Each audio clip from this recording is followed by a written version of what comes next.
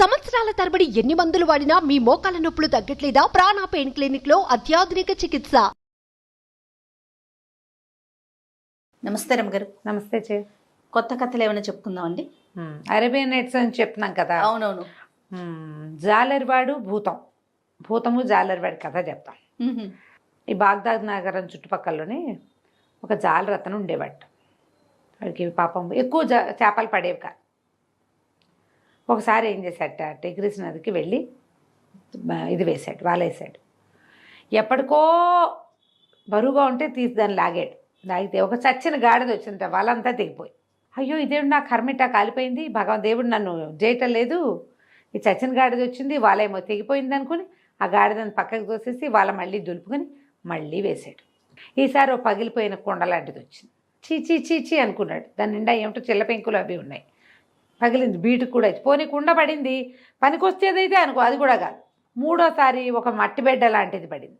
భగవంతుడు నన్ను వాళ్ళే వేయద్దంటున్నాడు, కానీ మామూలుగా అయితే 3 సార్లే వేయాలి బెస్తవాళ్ళు, 4ఓసారి వేయరు. ఎవ్వరు లేరు, చుట్టుపక్కల చూశాడు ఎవ్వరు లేరు. 3 సార్లు వేసాక పడలేదనుకో దేవుడు వద్దంటాడు, ఇంటికి వెళ్ళిపోమంటారు. వాళ్ళకి కుల శాసనం అనమాట అది. ముత్యం 3 సార్లు అంటాం కదా మనం కూడా. ముచ్చటగా 3 సార్లు ముత్యం, పల్లెటూళ్ళలో ముత్యం 3 సార్లు అంటారు. ముత్యం కాదు, ముచ్చటగానే అయ్యి ఉంటుంది అట్లా అంటారు. ముచ్చటగా మూడోసారి అవ్వలేదనుకో ఇక 4ఓసారి మనం కూడా చేయం. వాళ్ళు కూడా అంతే. అటు ఇటు చూస్తే ఎవ్వడూ లేడు, ఎవడూ చుట్టలేదు. దేవుడా నన్ను క్షమించు, ఆహారం కోసం ఈ తప్పు పని చేస్తున్నాను, కులకట్టుబాటు దాటుతున్నాను, ఎవరు లేరు కాబట్టి నింగి నేల పంచభూతాలే సాక్ష్యం దీనికి అని చెప్పి వాలేసాడు. చాలాసేపటికి ఏదో బరువు తెలుస్తుంది. వాళ్ళ లాక్కున్నాడు. లాగితే అందులో ఒక ఇంత కూజా పడింది. కూజా పడేసరికి ఇవి ఏమనుకున్నాడు, ఏమైనా మండ్లు మాణిక్యాలు రత్నాలు వజ్రాలు ఉండొచ్చు, మట్టి మశానం కూడా ఉండొచ్చు. తీరా చూస్తే అది సీల్ చేసినట్టు కనపడుతోంది. ఇప్పుడు కూజా ఏదైనా నీళ్ళలో ఎవరి చేతిలో అయినా జారిపడి పడిపోయింది అనుకో, మామూలుగా నదుల్లోకి కూజాలు లాంటివి ఎట్టా వస్తాయి, కుండలు లాంటివి. ఎవరైనా ఈ పడవల్లో వెళ్ళే వాళ్ళ చేతులు జారిపోయి పడిపోతే దాన్ని పట్టుకోలేక వదిలేస్తారు. ఈ కూజా అటువంటిదనుకో, అలాంటిదనుకో, దీనికి సీల్ ఉండకూడదు. అది ఎలా ఉండాలి, ఓపెన్గా ఉండాలి. అందులోకి నీళ్ళు వెళ్ళిపోయి మట్టి మీద బురద చేరి ఉండాలి. కానీ ఇది అట్లా కాదు, పై భాగం ఇట్లా సీల్డ్గా ఉంది. సో ఇక్కడ ఏదో ఉంది అని భావించి ఏం చేశాడు, అటు ఇటు చూసి ఒక చిన్నది ఇంత మూలిక లాంటిది ఏదో కనపడితే, చిన్న మామూలు బెస్తవాళ్ళు చేసేటప్పుడు పనులు చేసేటప్పుడు వలలు చిన్న సూదులు లాంటివి వలాళ్ళుకునేవి అవి ఉంటాయి. దొరికింది, దాన్ని పెట్టి బాగా కొట్టి దాన్ని బోర్లేసేసరికి అలా ఏమీ రాలా, అందులో ఇచ్చి మూతోడింది, ఏమీ రాలి. కానీ వాడికి ఒక్క క్షణమయ్యాక తెలిసింది, తను దాన్ని బోర్లు ఇస్తున్నప్పుడు దాంట్లో నుంచి ఏదో పొగలాంటిది వచ్చింది. అది అటా పైకెళ్తోంది. ఏమిట్రా అని దానికేసి చూస్తే అదొక భూతం ఆకారంలో కనపడింది. హడిలిపోయాడు వీడు, ఒక ఎగురెగిరాడు. ఓ నాయనో ఏదో భూతం వచ్చిందంటే ఆ భూతం కనపడింది. ఎవడరా నువ్వేనా నన్ను విడిపించింది అని అనగానే వీడు 10 దండాలు పెట్టాడు. మామూలుగా ఇలా భూతాలు జీనీలు అవి కనపడితే ఏమిటో బ్రహ్మాండం బదలై డబ్బులు వచ్చేస్తాయని అనుకుంటున్నాడు వాడు. అంతే. అక్కడి నుంచి దండాలు పెట్టి, ప్రభు తండ్రి నువ్వెవరినైనా నన్ను రక్షించడానికి వచ్చావు, రూపాయి లేదు, తిండి లేదు, ఒక చేప పడలేదు, నన్ను రక్షించు, కరుణించు, కనకవర్షం కురిపించు నా మీద అని కేకలు పెట్టాడు. కేకలు పెట్టేసరికల్లా అన్నాడు, నిజంగా నువ్వేనా నన్ను ఇందులోంచి తీసింది బయటికి అన్నాడు. అక్షరాలా నేనే స్వామి, ఇక్కడ ఎవ్వడూ లేడు చూడండి, నేను ఒక్కనే ఉన్నానన్నాడు. అయితే పట్టు నిన్ను చంపేస్తా అన్నాడు ఆ భూతం. అనగానే వీడు హడిలిపోయాడు. నీ దుంపదేగా, నేను నిన్ను రక్షిస్తే నేను ఇందులోంచి బయటపడేశాను, పైకి వెళ్ళేందుకు నీకు అవకాశం కల్పిస్తే నన్ను చంపేయటం ఏమిటి, భూతాలు డబ్బులు ఇస్తాయి, నువ్వు ఇట్లా ఎందుకు చేసావు, అసలు నువ్వు ఇందులోకి ఎట్లా వచ్చావంటే, ఎన్నో ఏళ్ల క్రితం 1800 సంవత్సరాల క్రితం నేను భగవంతుడికి ఒక అపచారం చేశాను. ఆయన భగవంతుని కుమారుడు నన్ను భూతంగా మార్చి ఇందులో ప్రవేశపెట్టి సముద్రంలో పారేశాడు. అటాటాటాట ఎటాగో కొట్టుకొచ్చి ఈ నది నీళ్ళలో చేరా. ఎన్ని వందల ఏళ్ల నుంచి, 1800 సంవత్సరాలు కదా, ప్రతి సంవత్సరం ప్రతి 10 ఏళ్ళకి 20 ఏళ్ళకి అనుకున్నా నన్ను రక్షించిన వాడికి కోట్లు ఇస్తాననుకున్నా, ఎవడూ రక్షించరావు. 100 ఏళ్ళకి 200 సంవత్సరాలకి రక్షిస్తాననుకున్నా, ఎవడూ రక్షించలే. 300 ఏళ్ళకి 50,000 ఇస్తానన్నా, ఎవడూ రాలా. ఏదో ఒకటి ఇస్తాను అన్నవాడు ఎప్పుడూ ఎవ్వరూ రాలా. ఎన్ని వందల సంవత్సరాల నుంచి నేను ఇందులో వేచి ఉన్నాను. చివరికి నాకు విసుగు పుట్టింది, ఇందులో ఉండి ఉండి విరక్తి పుట్టింది. ఈ విరక్తి నుంచి నన్ను ఎవడు విముక్తి పరుస్తాడో వాడికి ముక్తి ప్రసాదిస్తానని పెట్టుకున్నాను, చంపేస్తాను వాడిని. ఇప్పుడు నువ్వు తెరిచావు అంటే ఇప్పుడు నా శపథం ప్రకారం నేను నిన్నేం చేయాలి? చంపేయాలి. అంతే. నా శపథం నెరవేర్చుకుంటాను నేను అనగానే వీడు నిర్కాంతపడి చాలరివాడు. అయ్యో బాబాయ్, ఇంకేమైనా ఉంది? ఇప్పుడు చచ్చిపోతే ఇంట్లో పెళ్ళాం పిల్లలు ఇల్లు వాకిలి ఏమైపోతాయి? అక్కడి నుంచి అన్నాడు, మహాన్ బాబా నువ్వెవరో నాకు అర్థం కావటం లేదు, అయినా నువ్వు చూస్తే ఎంతున్నావు, చంపేస్తే చంపేద్దు కానిలే, నువ్వు నీలాంటి గొప్పవాడు చేసిన ప్రతిజ్ఞ నెరవేర్చుకోవాల్సిందే. వెధవ మామూలు జీవితాల్లో మేమే ఏదైనా ఒక మాట అంటే కట్టుబడి ఉంటాం. భగవంతుడి మీద ఒక ఆజ్ఞ ఒక బాణ పెట్టుకున్నాం అనుకో, దేవుడి మీద ఒట్టు అంటే చెయ్యాలి. మేము మామూలు మనుషులం. మేము ఎలాంటి వాళ్ళం? ఓ 100 ఏళ్ళు వస్తే చచ్చిపోతాం, 50 ఏళ్ళకే ముసలైపోతాం, 100కి చస్తాం. నువ్వు ఇంత గొప్పవాడివి 18 ఏళ్ల నుంచి కూజాలో కూర్చున్నానని ఏమిటో సెలవిస్తున్నావు, నువ్వు చూస్తే ఎంతున్నావు, ఇందులో ఎట్టబట్టావు స్వామి నువ్వు అన్నాడు. ఆనంగానే భూతం ఉంది, ఎందుకు పట్టలేదు, నేను అందులోంచి బయటకు వచ్చాను, నువ్వు చూడలేదా? నేను ఎక్కడ చూశాను, నువ్వు చూస్తే ఎంతున్నావు, ఈ కూజా చూస్తే ఎంతుంది, సారాయి పోసుకునే కూజా అల్లే ఉంది ఇది. దీనికి 2 మూతులు ఉంటాయి, ఓవైపు సారా నింపుతావు, రెండో వైపు సారా పోస్తాం. ఆ వైపు సీల్ చేస్తుంది, ఈ వైపు నేను తెరిచా, నువ్వు ఎటపోయావు ఇందులోకి అని 10 ప్రశ్నించాడు. భూతమన్నాడు, నేను ఇందులోనే ఉన్నానంట, నువ్వు ఇందులో ఉన్నావని నాకు నమ్మకం కుదిరిస్తేనే నీతో ఈ చేతిలో నేను చావడానికి సిద్ధం అన్నాడు బెస్తవాడు. అక్షరాల నేను ఇందులోంచే వచ్చాను, కావాలంటే ఇందులోకి వెళ్ళి చూపిస్తాను నీకు అన్నాడు భూతం. అనేసి ఏం చేశాడు, సన్నగా పొగలాగా మారి ఇందులోకి ప్రవేశించగానే దాని పైన సీలు వీడు బోడ తీశాడుగా, ఆ బిరడ పెట్టేసేసాడు దానికి. అయిపోయింది. ఒరే నన్ను వదిలే అంటే ఇతను ఏమన్నాడు, జాలరి పోనీలే కదా నిన్ను వదిలిస్తే నేను కావాలని చేయలే, కానీ నా వల్ల జరిగింది. నువ్వు నాకు సహాయం చేయకపోగా, నన్ను ఆశీర్వదించకపోగా నువ్వు నన్ను చంపుతానంటావు. ఎవడైనా సహాయం చేసిన వాడిని చంపుతాడా లోకంలో? నేను ఇప్పటికిప్పుడు నదిలో పారేస్తా, ఈ నదికి వరదలు వస్తే నువ్వు మళ్ళీ సముద్రంలో కలిసిపోతావు, నువ్వు సముద్రంలో పారవేయబడి ఇక్కడికి వచ్చావు అనేసరికల్లా జీని బతిమిలాడినా మనవాడు ఒప్పుకోలే. పూర్వం దుబాన్ అనే రాజు, యూనన్ అనే రాజు దుబాన్ అనే వైద్యుడిని చంపినట్టుగా నువ్వు నన్ను చంపడానికి చూస్తున్నావు. సహాయం చేసిన వాడిని ఎప్పుడూ చంపడు. పోనీ ఎవడో 3వ వాడు వచ్చాడు అనుకో మధ్యలో, అప్పుడు చంపచ్చు, పోనీ అప్పుడు జరగచ్చు. ఎవరైనా మనని మిస్లీడ్ చేస్తే. ఇక మిస్లీడ్ ఇంకేముంది, నువ్వున్నావు నేనున్నాను, నన్ను రక్షించిన వాడిని చంపేస్తాను అని ఎవడైనా ప్రతిజ్ఞ చేస్తాడా? భూతాలు చేస్తాయి, మనిషి అన్నవాడు చేస్తాడా ఆ పని? అలా నీకు సరైన శిక్ష వేశాడు, నీలాంటి వాడికి ఇలాగే కావాలి అనగానే భూతం అంది, ఒరే బుడ్డిలో పెడితే పెట్టావు కానీ కూజాలో పెట్టాడు కదా, కూజాలో పెడితే పెట్టావు, నువ్వు ఆ కథ ఏంటో చెప్పు నాకు అంటే అప్పుడు చెప్పాడనమాట. ఇతను మన బెస్తాబాయ్ చెప్తున్నాడు. పూర్వం యూనన్ అని ఒక రాజుగారు ఉండేవాడట. ఆయన చాలా గొప్ప రాజు, బోళంతమంది వజీర్లు, బోళంతమంది సైనికులు ఉండి పెద్ద రాజ్యం. అయితే ఆయనకి కుష్టు వ్యాధి వచ్చింది. ఆ ఊళ్ళల్లో బోళ్ళు వైద్యాలు చేసేవాళ్ళు, జలగల వైద్యం అని అదని ఇదని చేసేవాళ్ళు. ఎన్ని వైద్యాలు చేసినా తగ్గలేదట. తగ్గపోయేసరికల్లా ఇక దేశ విదేశాల నుంచి వచ్చిన వైద్యుల్ని వీళ్ళని ప్రయత్నం చేసేవాళ్ళు. చేస్తే ఒకసారి ఒక వైద్యుడు ఒక ఆయన చెట్ల మందు తయారు చేస్తానని ఊళ్ళోకి వచ్చాడు.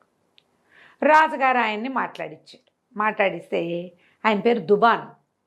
ఆ దుబాన్ అన్నాడు, నేను దీన్ని కుదర్చగలనండి, ఎక్కువ సమయం కూడా పట్టదు, తేలిగ్గా తగ్గుతుందన్నాడు. ఏమిటి ఇన్ని వందల వైద్యాలు చేసినా కుదరంది, వీడు ఒక మందుతో ఎట్టా తగ్గిపోతుంది? సరే చూద్దామని ఆయనకు ఒక ఇల్లు వాకిలి ఏర్పడితే దుబాన్ తన చెట్లు పుస్తకాలు తన మందులన్నీ ఆ ఇంట్లో భద్రపరుచుకుని, సరే రాజుగారికి ఏం చేశాడు, ఒక చేతి కర్ర తయారు చేసి ఇచ్చాడు. బోలుగా ఉండే కర్ర, దాని నిండా మందు నింపాడు. ఆ మందు నోట్లో వేసినా పైకి పూసినా పనిచేసే మందు కాదు, కర్రలో వేశాడు. ఒక బంతి ఏర్పరిచాడు, పట్టుకొచ్చుకున్నాడు. రాజుగారి దగ్గరికి వెళ్ళాడు. ఆట స్థలంలోకి వెళ్దామండి, ఇగోండి ఈ కర్ర చేత్తో పుచ్చుకోండి, ఈ బంతిని కొట్టండి, బంతిని బాత్తూనే ఉండాలి మీరు. ఆ బంతి మీరు కొట్టేశారు, ఎవడో పట్టుకొచ్చి మళ్ళీ విసురుతాడు, మళ్ళీ కొట్టాలి. ఎన్నిసార్లు కొట్టాలంటే మీ చేతిలో చెమట రావాలి. ఆ చేతి చెమటకి ఈ కర్రలో ఉన్న మందు చెమట ద్వారా మీ శరీరం లోపలికి వెళ్తుంది. అది మన వైద్యం. చెమటలు కారిపోవాలి మీకు. చెమటలు కారాలంటే ఎంతసేపు ఆడితే చెమట పోస్తుంది? పరిగెత్తాలి ఆ బంతి వెనకాల. ఇక ఆ బంతి వెనకాల మీరే పరిగెడతారో వాళ్ళు వేస్తే మీరు కొడతారో నాకు తెలియదు, మొత్తానికి చెమట రావాలి. మీ చేతిలో ఆ కర్ర ఉండాలి, ఆ కర్రలో ఉన్న మందు మీ ఒంట్లోకి వెళ్తుంది అన్నాడు. రాజుగారు విశేషంగా ఆడుకున్నాడు. ఆయనకి ఉత్సాహం వచ్చింది, ఏదో మందు తగ్గుతుందనేసరికాల.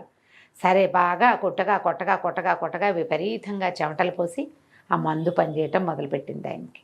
9 రోజుల పాటు ఆ వైద్యం జరిగింది. 10వ రోజుకి రాజుగారికి చేతి మీద వచ్చిన కుష్టుమచ్చలన్నీ తగ్గిపోయినాయి. వెండి బంగారంలాగా ప్రకాశించడం మొదలుపెట్టింది చర్మం. ఆయనకి చర్మం నలుపు వచ్చేస్తుంది కదా. పైగా వన్స్ లెప్రసీ ఏ పార్ట్కైనా ఏర్పడిందంటే మిగిలిన చర్మం అంతా కూడా రంగు మారిపోతుంది. రంగంతా నలుపంతా విరిగిపోయింది బ్రహ్మాండంగా. అయ్యేసరికల్లా ఈయన చాలా సంతోషించి దుబాని విశేషంగా గౌరవించి పెద్ద భవంతి ఏర్పరిచి నెలకి 1000 దినారాలు జీతం ఇచ్చి ఆస్థాన వైద్యుడిగా నియమించుకుని ఇక అన్నీ ఆయనతోటే. ఫ్యామిలీ డాక్టర్ తోటి అన్నీ పంచుకుంటారు కదా, అంతేగా. కుటుంబ వ్యవహారాలు అన్నీ ఆయనతోటే స్నేహంగా ఉంటారు. అయితే ఈయన వజీర్లు చాలామంది ఉన్నారు యూనన్ దగ్గర. వాళ్ళలో ఒక వజీర్కి పలి ఒళ్ళు మండిపోయిందట. ఈయనకి ఆస్థాన వైద్యుడికి వచ్చేసాక మర్నాడు దుబాను తన దాసదాసి గణంతో వచ్చి సభలో కూర్చుంటే కళ్ళు కుట్టేసినాయిట వజీర్కి. ఎన్నేళ్ళ నుంచో సేవిస్తుంటే మాకేం లేదు, వీడేదో ఒక మందు తయారు చేసి ఇచ్చాడు, ఇట్లా అయిపోయిందని రాజుగారికి సుల్తాన్కి ఎక్కేయటం మొదలుపెట్టాడు. ఈ యూనన్కి శత్రువుని పక్కన పెట్టుకుంటున్నారు. 10 రోజుల్లో ఇంత ప్రాణాంతక వ్యాధిని తగ్గించాడంటే క్షణాల్లో మిమ్మల్ని చంపేయగలడు ఏదైనా మందు పెట్టి. కరెక్ట్ అనేసరికల్ రాజు చాలా కేకలేశాడు. ఏంటి నువ్వు అతను చూసి అసూయ పడుతున్నావా? ఎన్ని వైద్యాలు చేసినా తగ్గలేదే. అతను ఇచ్చిన మందుతో 10 రోజుల్లో మందు పనిచేసింది, గుణం కనపడింది. దైవంతో సమానం, వైద్యో నారాయణ హరి అన్నారు. కాబట్టి నేను ఇట కుళ్ళు పడద్దు నువ్వు అన్నాడు. కాదు, కావాలంటే నేను మీకు ప్రూవ్ చేస్తానని తను చెప్పేసరికల్ సరే ఎట్లా ప్రూవ్ చేస్తావో చూపించు నాకు అనేసరికల్ సరేనన్నాడు. ఒక రాజుగారిని యూనస్ని రక్షించిన దుబాన్ గురించి వజీర్ చెప్తున్నాడు, ఆ దుర్మార్గుడు అని. యూనస్ ఏమంటాడంటే, మనకి మేలు చేసిన వాడిని ఇప్పుడు నాకు జబ్బు తగ్గించాడు, అది కూడా అదేదో పూసి ఇదేదో రాసి అదేమిటో చేసి కాదు, ఆటలాడిచ్చి తగ్గించేశాడు. అతని జీవితం అంతా మన దగ్గరే గడవాలి, ఇంకా అతని మీద అసూయతోటి నువ్వు చెప్తున్నావు. నీ మాట విని అతన్ని నేను ఏదైనా చేస్తే సింధుబాద్ అని గద్దం చంపిన సింధుబాద్ రాజులాగా అయిపోతాను, నేను అట్లా చేయను అన్నాడు. అనగానే వజీర్ అడిగాడు, గద్దం చంపాడా సింధుబాద్, ఎక్కడిది ఆ కథ, ఎవరి గురించి అని వజీర్ అడిగాడు. ఎన్నో కథ వచ్చింది చూడు. అక్కడి నుంచి వజీర్ అడిగిన దానికి యూనస్ రాజుగారు చెప్తున్నాడు. పూర్వం సింధుబాద్ అని ఒక రాజుగారు ఉండేవాడట. ఆయనకు ఒక పెంపుడు గద్ద ఉండేది. ఎంత ప్రేమో ఆయనకు ఆ గద్ద అంటే. అది ఎప్పుడు ఆయన ముంజేయి మీదే ఉండేది. ఆయన నిద్రపోతున్నప్పుడు కూడా చేయి చాపు కూర్చుంటే అది ఆయన చేతి మీదే పడుకునేవాడు. చేయి చాపుకొని పడుకుంటే చేతి మీదే కూర్చొని నిద్రపోయేది. అది దాని మెడలో ఒక చిన్న బంగారపు గిన్నె వేళ్లాడేసేవాడు. అందులో మంచినీళ్ళు పెట్టేవాడు. బంగారపు గిన్నెతో నీళ్లు తాగేది అది. రాజుగారికి అంత ప్రీతి. ఒకసారట వీళ్ళు వేటకెళ్ళారు. వేటకెళ్తే ఒక భలే లేడి దొరికిందిట. భలే బాగుందిట, చాలా బలంగా ఉంది, పెద్దదిగా ఉంది. రాజుగారు ఆ లేడిని కొట్టబోయాడు. అది కాస్త తప్పించుకుంది. సింధుబాద్ రాజు పేరు. సరే తప్పించుకునేసరికల్లా ఆయన అన్నాడు, అరే దాన్ని పట్టుకోండిరా, దాన్ని ప్రాణాలతో పట్టుకురావాలి, దాన్ని వదిలేస్తే కనుక మీకు శిక్ష పడుతుంది అన్నాడు. వదిలేసిన వాడికి శిక్ష తప్పదు అనేసరికల్లా సైనికులు ఇటుబడి పరిగెత్తి మొత్తానికి ఎటాగొట్టా దాన్ని మోసుకొచ్చారు. దాన్ని పట్టుకొస్తే అది ఇట్లా రాజుగారు ఎదురుగుండా నిలబెట్టారు దాన్ని. అది ఇట్లా ఆయన దగ్గరకు వస్తూ సడన్గా ఆయన ఇట్లా బెదిరించింది ముందు కాళ్ళెత్తి. ఆయన కంగారు పడిపోయాడు. మామూలుగా అప్పటిదాకా నిదానంగా ఉన్నవాళ్ళు ఒక్కసారి మీదకి దూకితే బెదర్రు. ఇంత బెదిరి వెనక్కి తగ్గేసరికల్లా అది ఈయన నెత్తి మీద నుంచి ఒక్క దూకి పరిగెత్తేసరికల్లా ఈయన భుజం మీదే ఉంది గద్ద. సైనికులు ఇద్దరు పక్కపక్క నుంచిన వాళ్ళు కళ్ళతో ఇట్లా సైగ చేసుకుంటున్నారట. చేసుకునేసరికల్లా ఏమిట్రా లేడి పారిపోతే మీరు సైగ చేసుకుంటున్నారు అని అడిగాడు. వజీర్ అన్నాడు, అది కాదు ప్రభు, ఎవరి వల్ల ఇది తప్పించుకుంటుందో వాడికి శిక్ష పడుతుంది అన్నారు, వదిలేస్తే శిక్ష పడుతుంది అన్నారు. సైనికులేమో తీసుకొచ్చి మీకు అప్పచెప్పారు. ఇప్పుడు వదిలేసింది ఎవరు? తమరు. అంతే అనగానే రాజు అన్నాడు, అదేమిటి, నా శిక్ష నేనే వేసుకుంటానా, నాకు మంచినీళ్ళు వద్దు, ఏమొద్దు, ఇప్పుడు ముందేలా లేడిని పట్టుకొస్తానని మళ్ళీ రయ్యమని గుర్రం ఎక్కాడు. ఎక్కి ఇక పరిగెత్తాడు, ఎక్కడికో వెళ్ళిపోయాడు. ఆ లేడిని వెంబడబడి ఆ గద్ద కూడా ఈయన్ని ఫాలో చేస్తూ ఆయన భుజం మీదే కూర్చుంది. చివరికి లేడిని కొట్టాక ఏమైంది, అప్పుడు ఆయనకు ఒళ్ళు తెలిసింది, తను చాలా దూరం వచ్చేసానని. ఆ వెర్రి పరుగుతోటి ఆ గద్ద ఆయన భుజం మీద అటా కూర్చుని ప్రయాణం చేయదు, పైన ఎగురుకుంటూ వస్తుంది. ఆయన ఎక్కడైనా ఆగితే అప్పుడు భుజం మీద వాళ్తుంది. ఆయన ఆగమంటున్నాడు. ఆయన ఏమనుకున్నాడు, దాహంతో ప్రాణం పోతోంది, ఇది కూడా రొప్పుతోంది, దానికి నీళ్లు కావాలి, దాని మెళ్ళ బంగారు గిన్నె వేళ్లాడేసి ఉంటుంది, ఆ గిన్నెలో నీళ్ళు అయిపోయినాయి. గుర్రము దాహంతో ఉంది అని చెప్పి గుర్రం మీదకి చూస్తే ఏదో చిన్న పళ్ళెం, దానికి నీళ్లు పెట్టడానికి ఇంత పళ్ళెం అంటుతుంది. సరే అటు ఇటు చూస్తే ఒక చెట్టు మీద నుంచి ధారగా నీళ్లు కారుతున్నాయి. ఆయనేమనుకున్నాడు, బాగా పరీక్షించల, పైనుంచి ఏదో జలపాతాల మీద నుంచి చెట్టు మీద పడుతున్నాయని ఆ నీళ్లు ఇట పట్టాడు ఆ చిన్న పాత్రతోటి. సరే ముందు చేతితోటి పట్టుకున్నాడు, పట్టుకుని ఆ పక్షికి మెళ్ళలో పోసాడు. ఆ మెళ్ళలో ఆ గిన్నె ఉందిగా, అది తోసేసింది నీళ్ళని. ఆయనకు అర్థం కాలేదు. సరే ఏం చేశాడు, మళ్ళీ నీళ్లు పట్టాడు, గుర్రానికి పళ్ళెంలో పోసాడు. ఆ గద్ద ఏం చేసింది, ఒక తన్ను దన్నేసింది ఆ గిన్నెని. ఆయనకి అర్థం కాలేదు, దానికి ఇంత పళ్ళె వల్ల ఉంటుంది, డిపలా ఉంటుంది, అందులో పోస్తే అవి కూడా తాగనివిటల్లా. సరే తను నీళ్లు పట్టుకుని ఇట్లా తాగబోయాడు. దాహంతో ప్రాణం పోతుంది, గుర్రం కూడా చచ్చిపోతే అది దాహంతో నేను ఎక్కడికి వెళ్తాను? ఈ గద్ద శనిమోహంది, అది నీళ్లు తాగదు, గుర్రాన్ని తాగనివ్వట్లేదు, నేనైనా తాగుదామని ఇట్లా పట్టుకునే సరికల్ అది ఒక్క తన్ను దనింది రాజుగారిని. ఆ గద్ద తన్నే సరికల్ ఆయన కోపంతో మొదలో ఒక కత్తి ఉంటుంది, కత్తి పెట్టి ఒక్క వేటేశాడు. దాని మెడ కాస్త తెగింది, అది ఇట్ట పైకి చూస్తూ కింద పడి చచ్చిపోయింది. అప్పుడు అది పైకి సైగ చేస్తోందని పైకి చూస్తే ఏంటంటే ఎక్కడి నుంచో నీళ్లు పడుతుంటే ఒక 8-10 పాములు ఉన్నాయి ఆ పైన. ఆ పాములు విషం కక్కుతున్నాయి, ఆ నీళ్లతో కలిసి ఆ విషం కిందకు వస్తుంది. అయ్యో. ఆ గద్ద చూసి కేక వద్దని, దానికి మా నోరు లేదు, నీళ్ళు వద్దంటే ఒకటే దానికి తెలుసు, అది చూసింది కాబట్టి.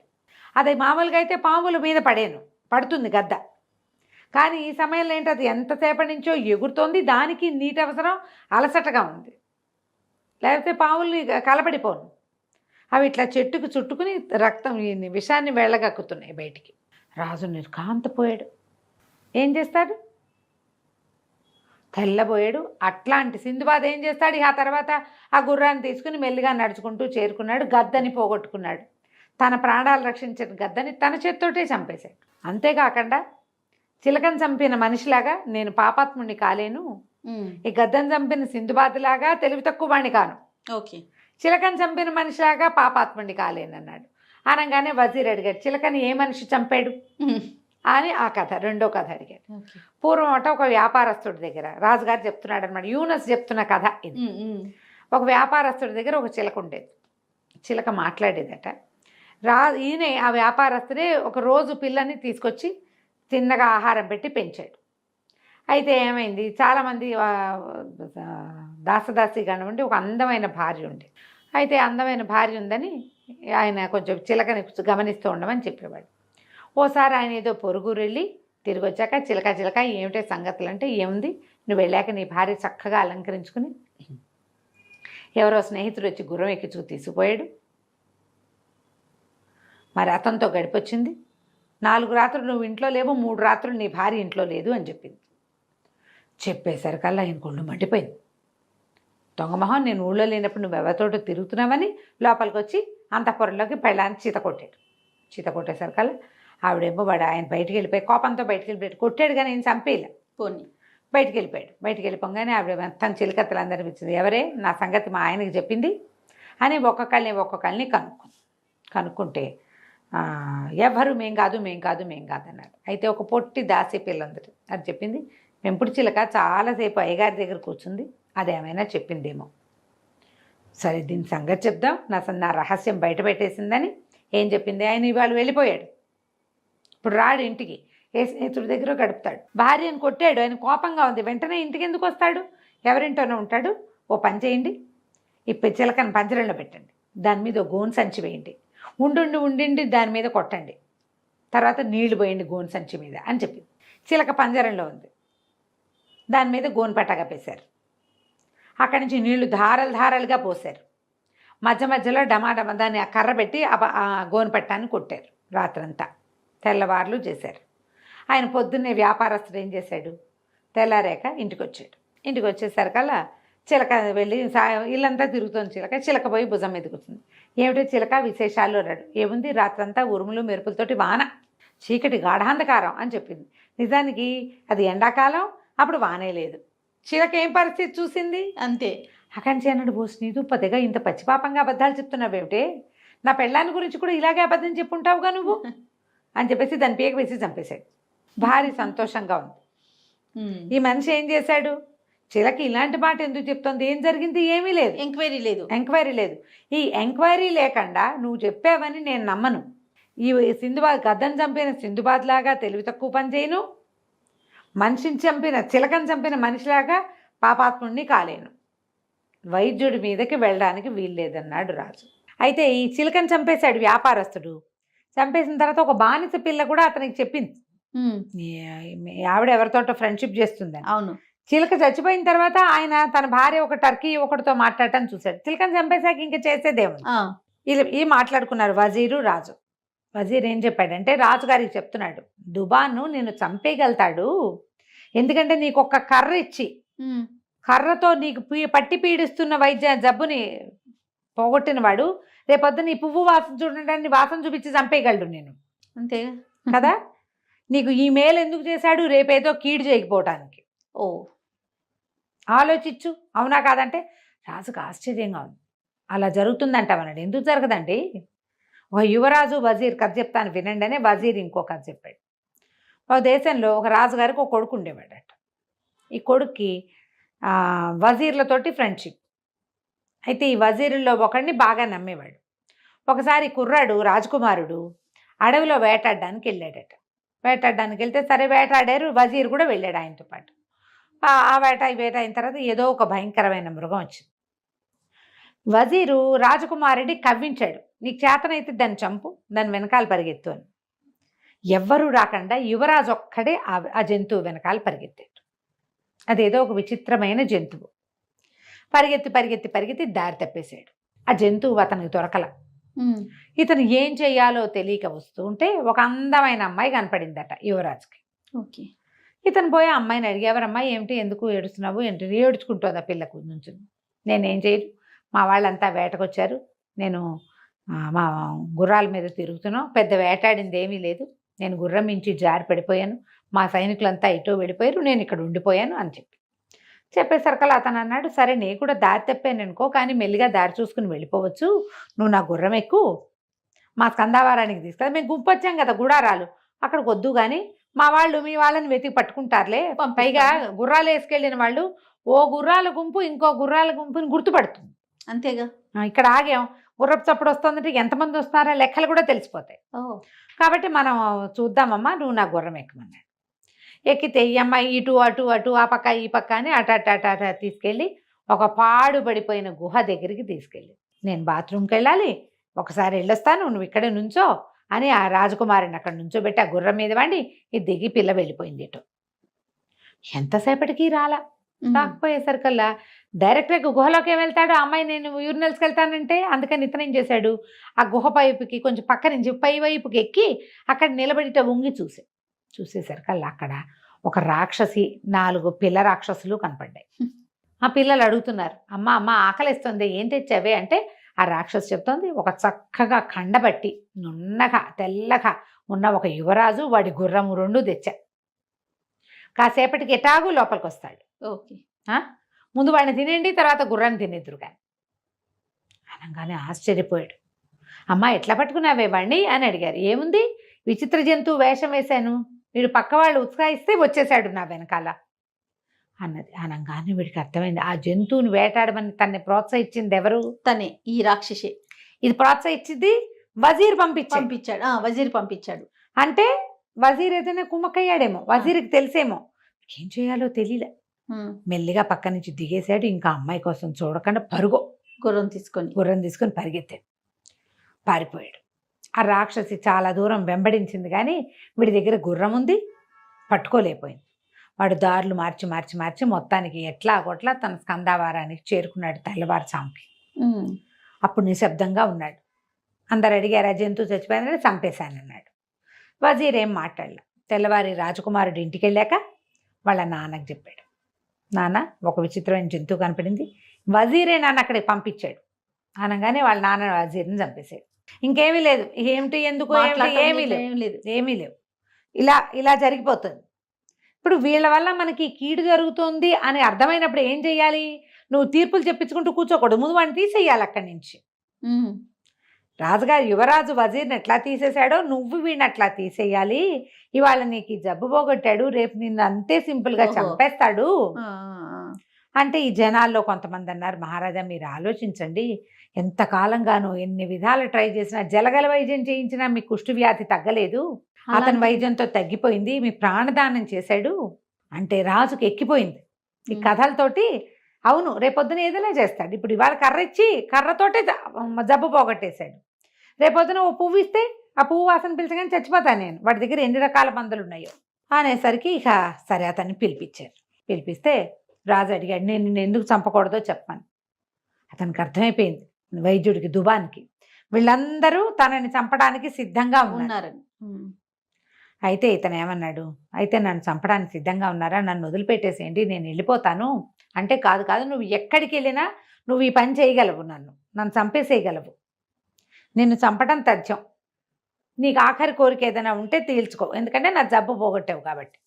అయితే ఇతను ఏమన్నాడు, అలా కాదండి, నాకు ఒక్కరోజు గడివి ఇవ్వండి, నేను వెళ్ళి మాకు ఇష్టమైన వాళ్ళందరికీ ఇది మంచి మాటలు చెప్పుకొని నా లెగసీని, నా వైద్యం ఉంది కదా, దాన్ని కంటిన్యూ చేయడానికి ఒక ఆధారం చూసుకుని నా పుస్తకాలు శిష్యులకి వాళ్ళకి అప్పచెప్పి వస్తా. టైం అడిగా, టైం ఒక్కరోజు టైం ఇవ్వండి. పైగా మీరు నాకు మేలు చేశారు, ఇంత గొప్ప పేరు వచ్చింది, ఇంత సంపాదించుకున్నాను, ఇవన్నీ చేశా కదా, నాకు సమయం ఇస్తున్నారు కాబట్టి మీకు కూడా ఒక ఇది ఇస్తాను, ఒక అత్యద్భుతమైన పుస్తకం పట్టుకొస్తాను మీకోసం అన్నాడు. సరే రాజు ఒప్పుకున్నాడు. అతన్ని మంది మార్బలంతో సహా పంపించారు. ఆయన పుస్తకాలు ఎవరికి అప్పచెప్పాల్సినవి వాళ్ళకి అప్పచెప్పారు. ఒక పుస్తకం చేత్తో పుచ్చుకొచ్చాడు. అక్కడి నుంచి ఒక మంచి పొడి ఏదో పట్టుకొచ్చాడు, మందు పొడి. ఆ పొడిని ఒక పళ్ళెంలో వేసి ఒక చోట పెట్టాడు. రాజా, నా మెడ నరికేశాక నా తలకి ఈ మందంతా అంటించండి, నీకు రక్తం కారదు. నా తలని ఈ పళ్ళెంలో పెట్టి ఎదురుగుండా పెట్టుకోండి. ఈ పుస్తకం ఉంది కదా, ఈ పుస్తకాన్ని 3 పేజీలు తిప్పండి. 3వ పేజీలో ఒక్కో పేజీ తిప్పాలి. 3వ పేజీలో ఈ చనిపోయిన వాడి తల మాట్లాడేందుకు ఒక మంత్రం ఉంది. ఆ మంత్రం చదివితే మీరు ఏది అడిగితే ఆ ప్రశ్నకి నా చచ్చిపోయిన తల సమాధానం చెప్తుంది, నరకబడిన తల సమాధానం చెప్తుంది. ఆ తర్వాత మీరు ఏ తలను నరికినా ఆ తల మీకు ఆన్సర్ ఇస్తుంది. ఓ, ఆ విద్యని నేను మీకు గిఫ్ట్గా ఇస్తున్నాను అన్నాడు. నువ్వు వచ్చే గిఫ్ట్లు అక్కర్లా, ఏమక్కర్లా అని అనాలా? ఏమంటారు ఎవడైనా? వీడిని అసలు ఎదురుకుండా కాదు, ఎక్కడో చంపేయండి అనకుండా రాజుగారు అదేదో వచ్చి పడిపోతుందని సరే ఆయన ఇచ్చిన మందు పొడిని ఓ పళ్ళెల్లో వేయించి తలారిని పిలిచి, ఎవరే వీటి తల నరికేయరా, తల నరికేయంగానే ఆ తలని ఎత్తి ఆ మందంతా పట్టించి ఆ పౌడర్ మీద ఉంచిపెట్టారు. కాళ్ళు ఇట్లా విప్పి చూస్తోంది ఆ తల. రాజుగారు పుస్తకం ఒళ్ళో పెట్టుకున్నాడు, పేజీ తిప్పాడు, 1 లెక్క పెట్టింది తల 1, 2 తిప్పాడు 2, 3 ఎప్పటికీ రాల.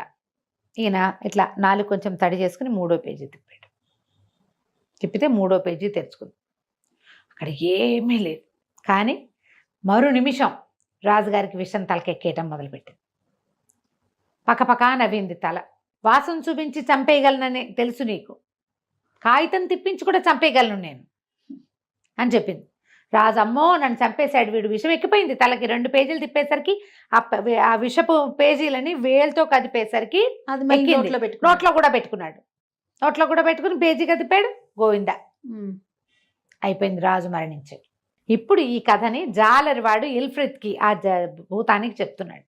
ఇట్లా రాజు ఏం చేశాడు చూడు, తనని రక్షించిన వాడిని చంపడానికి చూశాడు, చంపేశాడు. చివరికి తను కూడా చనిపోయాడు. అంతేగా, ఇప్పుడు నువ్వు కూడా అంతే, నువ్వు కూడా నాకు అంతే చేయబోతావు. నేను నిన్ను రక్షించాను, నువ్వు చెరువులో పడ్డావు, నీళ్ళల్లో ఉన్నావు, 1800 సంవత్సరాల నుంచి నువ్వు ఇక్కడ ఉంటే నేను ఒక జాలరివాడిని, నా బతికెంత, నేను నిన్నేదో తెలుసో తెలియకో నేను నిన్ను రక్షిస్తే ఏదైనా ఇస్తే ఇవ్వు, లేకపోతే పో లేచక్క. అది కాకుండా నువ్వేం చేసావు, నన్ను చంపుతానని ప్రతిజ్ఞ చేశానని ఇప్పుడు చంపుతానంటున్నావు. నిన్నెవడు నమ్మాడు? చచ్చినా ఇందులోంచి తీయను, ఈ సంగతి ఊరంతా చాటింపేయిస్తా, ఖర్చయినా పర్వాలేదు. నిన్ను ఇప్పుడే తీసుకెళ్ళి నదిలో పారేస్తా, తర్వాత నువ్వు ఎలాగో నదికి వరద వచ్చినప్పుడు సముద్రంలోకి పోతావు. అయిపోయాయి. బెస్త వాళ్ళందరికీ చెప్తా, ఒరే ఈ ఫలానాది, దీని బొమ్మ కూడా గీసి చూపిస్తా, ఇది దొరికితే దీన్ని తీయద్దు, ఇందులో ఉండే ఇల్ఫ్రిత్ భూతం చాలా చెడ్డవాడు, చంపేస్తాడు అని చెప్తా. ఎవ్వరూ తీయరు. ఇంకా కొన్ని 100 సంవత్సరాలు నువ్వు ఇందులోనే పడుందో కానంటే ఆ కూజాలో ఉన్న భూతం బతిమిలాడేసింది, బాబు ఒరే నాయన ప్లీజ్ రా, ఒక్క అవకాశం వచ్చింది, దాన్ని ఉపయోగించుకొని ఇవ్వరా, నన్ను వదిలే అని బతిమిలాడితే, నువ్వు 100 ఒట్లు పెట్టుకుంటే గాని నేను నిన్ను బయటికి తీనన్నాడు జాలరివాడు. భూతం చెప్పింది, నీకు మేలు చేస్తాను, నీకు చాలా మేలు చేస్తాను, నీకు డబ్బు వచ్చే మార్గం చెప్తా, నీకు డబ్బు వచ్చే మార్గం నేను చూపిస్తా, వదిలేసేయి, నన్ను వదిలేసేయి అంటే 100 ఒట్లు ప్రమాణాలు అన్నీ చేయించుకున్నాక సరే జాలరివాడు ఏం చేశాడు, మూత బయటికి తీసేసరికి వాడు ఇట్లా పైకి రాగానే వీడి భయం వేసేసింది, కాళ్ళు వణికిపోతున్నాయి. కానీ ఏదైనా వస్తుందన్న ఆశ అన్నమాట. అక్కడి నుంచి వాడేమన్నాడు ఆ భూతం, సరే నువ్వు నా వెనకాలరా, నేను నిన్ను ఒక చోటకి తీసుకెళ్తానని ఓ చోటకి ఎక్కడికో నడిపించు తీసుకుపోయాడు. అక్కడ ఒక చిన్న గుంట, ఎంత స్వచ్ఛమైన నీళ్లున్నాయో, ఆ నీళ్లలో బోల్డ్ రంగుల చేపలని, అంతా ఇసుక పర్రలు, ఏమీ లేదు అక్కడ, కొండలు చుట్టూత. అందులో 4 రంగుల చేపలున్నాయి, తెలుపు, ఎరుపు, నీలము, ఆకుపచ్చ. అసలు అలాంటి చేపలు ఎక్కడా చూడవు. ఆ 4 రంగుల చేపల్ని నువ్వు వలయ్యి నీకు పడతాయి అన్నాడు. నువ్వు పట్టుకెళ్ళి రాజుగారికి అమ్ముకో, డబ్బులు వస్తాయి, రాజు నీకు కావలసిన డబ్బు ఇస్తాడు, హాయిగా బతుకు అని చెప్పి ఆ 4 రంగుల చేపల్ని వీడిని పట్టుకోమని ఈ భూతం కాస్త ఒక్క ఎగిరి నేలను ఒక తన్ను దన్నేసరికల్లా ఆ నేల ఇట్లా విచ్చిపోయిందట. ఆ భూతం అందులోకి వెళ్ళిపోయింది. వీడు చక్కగా 4 రంగుల చేపల్ని పట్టుకుని చూస్తే అసలు ఎంత బాగున్నాయి, రకానుకోటి పడ్డాయి. రకానుకోటి పట్టుకొచ్చి ఒక చిన్న కుండలో వేసి పెట్టుకుని తర్వాత రాజుగారి దగ్గరికి తీసుకెళ్ళి అప్పచెప్పాడు. రాజుగారు ఆ రోజులో 1 దినారం ఇస్తే ఈ బెస్తవాడు 1 నెల, నెలన్నర అవలీలుగా బతికేస్తాడు. హాయిగా 2 పూట్ల తింటూ కులాసాగా ఖర్చు తక్కువ కదా. ఖర్చు తక్కువ. దినారం అంటే బంగారు నాణ్యం కదా. అదే అయితే 40 దినారాలు ఇచ్చి ఆ రాజుగారు ఒక వజీరు ఇవి కొన్నాడు. ఇవి వంటశాలలో ఎవరో వేరే దేశం నుంచి రాజుగారు, వేరే దేశపు రాజుగారు సుల్తాను వీళ్ళకి వంట మనిషిని పంపించాడు, ఒక బానిస పిల్లని బాగా వంట చేస్తున్నాను. ఆ పిల్ల చేతికి ఇచ్చారు, రాజుకు రుచిగా వండి పెట్టు అని. రాజు కూడా చాలా సరదా పడ్డాడు ఆ చేపలు చూసి. వాటి మాంసం ఎంత రుచిగా ఉంటుందో వంట చేయించుకుందాం అనుకున్నారు. సరే వంట వండుకున్నారు, అది వేరే కథ. సరే రాజుగారేమో, వజీర్ ఏమన్నాడు, అదెవరో రాజుగారు సుల్తాన్ నుంచి తెచ్చినటువంటి బానిస అద్భుతంగా వంట చేస్తుందని చేపలు 4 ఆవిడకి అప్పచెప్పి వండమన్నాడు. వండమన్న తర్వాత ఏమైంది, ఆవిడ వంట చేసుకోవడానికి అమ్మాయి పూనుకుంటే ఆ పిల్ల కొంచెం సౌందర్యవతి. వజీర్ గారి దగ్గరుండి వంట చేద్దామని ఈయన కూడా పోయాడు వంటింట్లోకి. పోయేసరికల్లా ఆయన ఇంకా గుమ్మంలోనే ఉన్నాడు. ఈ అమ్మాయి వాటిని, ఆ చేపల్ని ఇట్లా పొయ్యి మీద కింద మంట పెట్టి పైన జాలీగా ఉన్నది ఒక ప్లేట్ పెట్టి చేపలు వేపాలి దాన్ని మంట మీద పెట్టింది. పెట్టంగానే ఝామ్మని ఒక పెద్ద శబ్దం అయ్యి పక్కనున్న గోడ ఒకటి ఢామని పగిలిపోయి అందులోంచి ఒక మహాద్భుత సౌందర్యవతి, ఆల్చిప్పల్లాంటి కళ్ళు, పెద్ద పెద్ద ఇయర్ రింగ్స్, అద్భుతంగా ఉన్న ముక్కు మూతితో ఉన్న ఒక అమ్మాయి బయటకు వచ్చింది.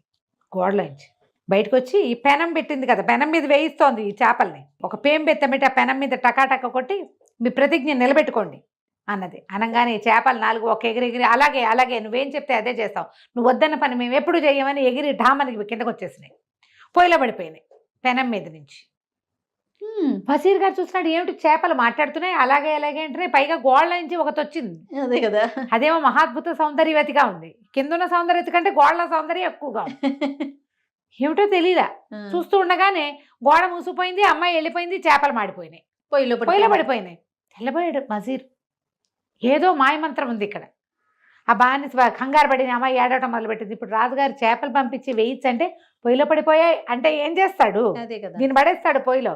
అమ్మాయి ఏడుస్తుంటే కంగారు పడుకుంటూ నేను రాజుగారికి చెప్తానని రాజు దగ్గరికి వెళ్ళాడు. ఏదో వింత జరిగిందండి అక్కడ, ఇట్లా జరిగిందంటే రాజు నమ్మల. బానిసే చెప్తే అసలు నమ్మేవాడిని కాను, నువ్వు చెప్తున్నావు కాబట్టి చూద్దాము, సరే ఇంకో 4 చేపలు తెప్పించు, ఆ జాలరి వాడు ఎక్కడాడో వాడిని పట్టుకురమ్మన్నారు. జాలరి ఆశ్చర్యపోయాడు, 4 చేపలు తెచ్చేసి 40 దినారాలు ఇచ్చేసి మళ్ళీ తయారయ్యారే వీళ్ళు, ఈసారి తక్కువకి రానండి అన్నాడు. నీకు ఏది కావాలంటే అది ఇస్తాం పట్టరా అని వాడిని వెంబడబెట్టు తీసుకెళ్ళి వెళ్ళారు. వెళ్తే ఒక పెద్ద దారి, చాలా దూరం వెళ్ళాలి. ఎన్ని గంటలు పడుతుందంటే ఇక్కడికి 4 గంటలు పడుతుంది అన్నాడు. 4 గంటలు ప్రయాణం చేసి వెళ్తే అక్కడ 4 కొండల మధ్యలో అంతా మట్టిగా అంటే ఇసగ్గా ఉంది. మేమన్నా ఎడారిగా ఉన్న చోట చిన్న కొలను చిన్న కొలను అని చెప్పుకున్నాక చేపలు ఉన్నాయి. చేపలు పట్టించారు. ఆశ్చర్యపోయారు, అసలు ఇది ఎక్కడి నుంచి వచ్చింది, మన రాజ్యం వెనకాల 4 గంటల దూరంలో ఇటువంటిది ఒకటి ఉందని మనకు తెలుసా అసలు ఇలాంటిది అని ఆశ్చర్యపోయారు. వాళ్ళని వీళ్ళని అడిగారు. అడిగితే ఏం సమాధానం రాలే. సరే ముందు 4 చేపలు పట్టాడుగా బెస్తవాడు, పట్టిన వాడికి 400 దినారాలు ఇచ్చారు. ఒక్కో దానికి 100 చొప్పున పడి చేతిలో పెట్టారు. చేపలు 4 తెచ్చారు. ఇప్పుడు రాజుగారి దగ్గర ఆయన గదిలోనే పొయ్యి, పెనము, వంట చేసేందుకు బానిస మొత్తం అందరినీ పిలిపించుకున్నారు. అక్కడి నుంచి ఈ పొయ్యి మీద పెట్టారు, వాటిని పెనం పెట్టి దాని మీద పెట్టేసరికల్లా సరే ఏమైంది, దానితో వేపి చూయమని నూనె వేయంగానే పెద్ద గోడ పగిలిపోయి అందులోంచి ఈసారి బ్రహ్మాండంగా వస్తాదులాగా ఉన్న ఒక భీకరాకారుడు నల్లటి వాడు ఒకడు బయటకు వచ్చాడు. వాడి చేతిలో ఇంత పెద్ద చెట్టు కొమ్మంది. వాడు కూడా ఆ అమ్మాయి ఏదో పాట పాడింది కదా, పాటలాగా మాట నిలబెట్టుకోండేది. వాడు కూడా ఒక పాట పాడాడు. వెంటనే ఈ చేపలు 4 ఢామని మాడిపోయినాయి ఒకేసారి. మీ మాట వింటాం, మీ మాట వింటాం, మీ మాట మీద అవదాటం, మీరే చెప్తే అదే చేస్తాం. రాక్షసుడు మాయమైపోయాడు. ఆ వచ్చిన నల్లటి వాడు చేపలు కాస్త మాడి బొగ్గులైపోయినాయి. అయ్యో పొయ్యిలో పడలా. ఈసారి జాగ్రత్తగా పెట్టారు, పొయ్యికి పెనానికి గ్యాప్ లేకుండా. పెనం మీదే మాడిపోయినాయి అవి. అంతకుముందు తెలుపు, ఎరుపు, నలుపు, ఆకుపచ్చ రంగుల్లో ఉన్నాయి కదా, ఇప్పుడు ఏమీ లేవు. అర్థం కాలేదు. రాజు అన్నాడు, ఇక్కడ ఏదో వింటుంది, పదండి నేను కూడా వస్తా అక్కడ. కానీ మొత్తం అందరూ పోయారు. వెళ్తే అక్కడ విచిత్రంగా 4 పెద్ద పెద్ద కొండలు, 4 వైపులా చిన్న కొలను. ఇవి ఇక్కడికి ఎట్లా వచ్చినాయి? అక్కడి నుంచి చుట్టుపక్కల అందరినీ కనుక్కోవటం మొదలుపెట్టారు. ఒక ముసలాయన అయితే చెప్పాడు, ఇంత చిన్న కొలను నేను ఏనాడు చూడలే, ఇది ఇక్కడికి ఎట్లా వచ్చిందో కూడా మాకు తెలీదు. కొలను రావాలంటే తవ్వాలి, దానంతటా అవి ఊరేవి చెమ్మ ఇట్లా తడితడిగా అంతంత ఉంటుంది. ఇట్లా గుంటల్లే ఉండి అందులో ఇన్ని రకాల చేపలుండి ఈ వ్యవహారం ఎట్లా వచ్చిందో మాకు తెలియదు. మేము ఇక్కడ మానవ మాత్రం ఈ వైపు ఎప్పుడూ చూడలే. ఈ 4 కొండలు ఇదివరకు లేవు, ఈ మధ్య ఎప్పుడో వచ్చాయి. అట్లా ఎట్లా వస్తాయి? కొండలు వస్తాయి, అవును కదా, కొండలు రావు కదా. సరే, అక్కడి నుంచి రాజుకి ఇక్కడ ఏదో మర్మం ఉంది, దాన్ని తెలుసుకోవాలని ఉంది అన్నాడు వజీర్ తోటి. మీరు మొత్తం అంతా వెళ్ళిపోయి గుంపు, నేను ఇక్కడే ఉంటా, నడిచి వెళ్తా, అన్ని కొండలు ఎక్కి చూస్తా, ఏదో మర్మం ఉంది, అది నేను కనుక్కోవాలి అంటే బతిమలాడాడు రా వజీర్. వద్దండి వద్దండి అంటే రాజు ఒప్పుకోలే. సుల్తాన్, ఏం పర్వాలా, నాకేమన్నా అక్కడ కొడుకులా కూతుళ్ళా, ఏ పిల్లల్ని చూసుకోవడానికి నేను ఇంటికి రావాలి? రాజ్యం మీరు చూసుకోండి, వజీర్లే సంభాళిస్తారు రాజ్యాన్ని. సుల్తాన్ ఉంటే ఉంటాడు, లేకపోతే లేదు, నేను మాత్రం ఈ రహస్యం కనుక్కున్నాకే వస్తానన్నాడు. అక్కడి నుంచి ఈయన మొత్తం అలంకారాలన్నీ తీసేసి ఒక కత్తి భుజాన్ని వేసుకుని సామాన్లన్నీ వాళ్ళతో పంపించి కొద్దిగా ఆహారానికి కొంచెం ఏర్పాటు ఉంచుకుని అక్కడి నుంచి మర్నాడు తెల్లవారిన దగ్గర నుంచి నడవడం మొదలుపెట్టాడు. ఆ 4 కొండల మధ్యలోకి నడిచి నడిచి నడిచి నడవగా 1 రోజున్నర నడవగా అక్కడ దూరంగా ఏదో ఒక నల్లటి ఒక కోట లాంటిది కనపడింది. కోట అంటూ ఒకటి ఉంటే మనుషులు ఉంటారు అంతే, ఎవరో. ఇప్పుడు కొండ అయితే దాని అంతటి పుడుతుంది, కోట ఎట్లా పుడుతుంది? సరే, దాని దగ్గరికి వెళ్ళాడు. వెళ్తే ఎవ్వరు లేరు, పిట్ట పురుగు, కోటలాగా ఉంది అంతే. లోపలికి వెళ్ళాడు.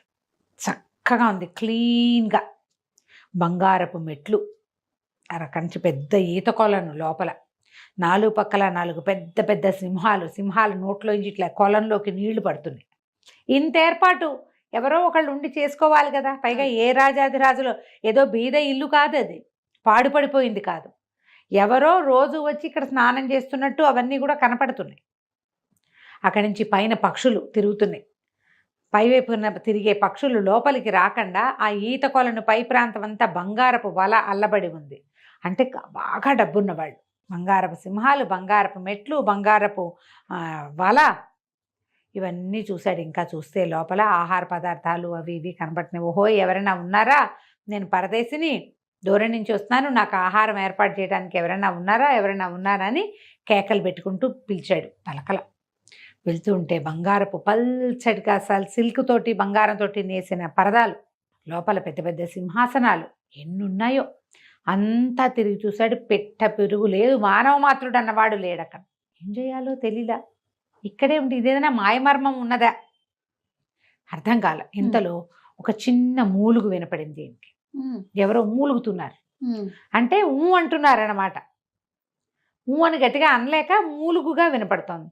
ఈయన మూలుగు వచ్చిన వైపు, ఎవరినైనా మహానుభావ ఎవరైనా ఉన్నారా, పలకండి, నాకు సమాధానం చెప్పండి అని కేకలు పెట్టుకుంటూ వెళ్తే ఒక పెద్ద బంగారపు గద్దె, చాలా పెద్దది, దాని మీద ఒక అతను కూర్చుని ఉన్నాడు. తెల్లగా పొడుగ్గా ఉన్నాడు.